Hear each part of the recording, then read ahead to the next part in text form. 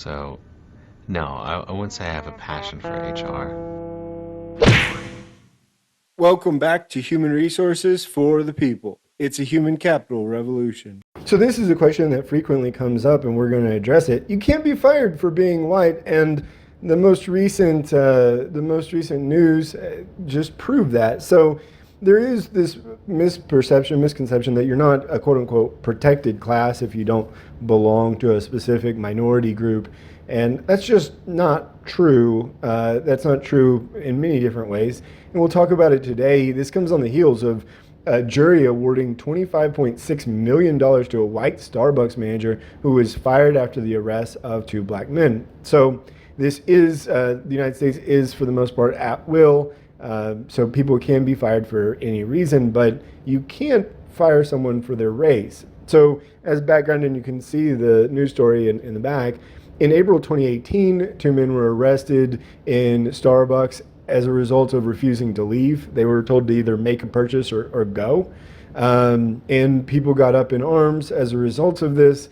The company ultimately settled with the men for an undisclosed amount, and so that, as well as an offer of free college education.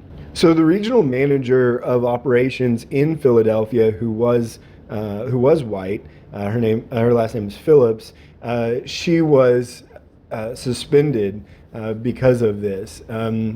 She was ordered to put a white manager who was not involved in this at all on admin leave for reasons she knew that were false. And ultimately, she was fired less than a month later after objecting to the manager being placed on leave. So to recap here, Starbucks required her to fire someone who was white because they worked at the store. They weren't involved in this. They weren't involved in any of this, but fired them because they were white and worked at the store at the same time. The reason why Starbucks said that they were suspending the district manager who was not responsible for the store is that the black store managers were being paid less than white managers. And Phillips in the lawsuit said that doesn't make any sense because they don't have any control over salaries. Actually, the corporate function does, apparently. And so it was clear from the lawsuit that Starbucks was instead taking steps to punish white employees who were involved in this is quotes here, in an effort to convince the community that it had properly responded to the incident. Phillips's lawyer said, well, to the jurors that Starbucks was looking for a sacrificial lamb to calm the outrage and show that they were taking action. If they had fired a black employee who was managing the store, and I didn't realize that, it would have blown up in their faces. Although, again, that makes sense if they're responsible for the store. None of this really makes sense at all, but if they were responsible for the store, it would make sense.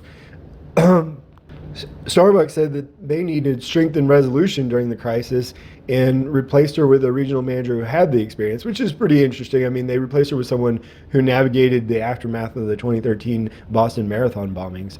However, the black district manager who was responsible for the store where the arrest took place described Phillips as someone who was beloved by their peers. So let's be clear here. The black district manager was the one responsible for the Starbucks store and was not fired. And probably nor should they be, but regardless, they weren't fired.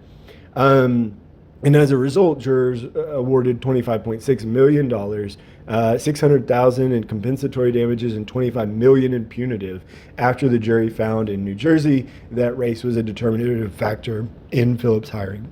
So what do you think about this one? It's pretty interesting. It's often a misconception that, just because you're a certain race that you're a protected class. That's not true.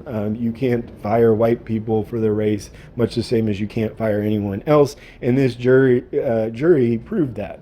So let me know what you think in the comments down below, and I'll see you on the next video. Bye, guys.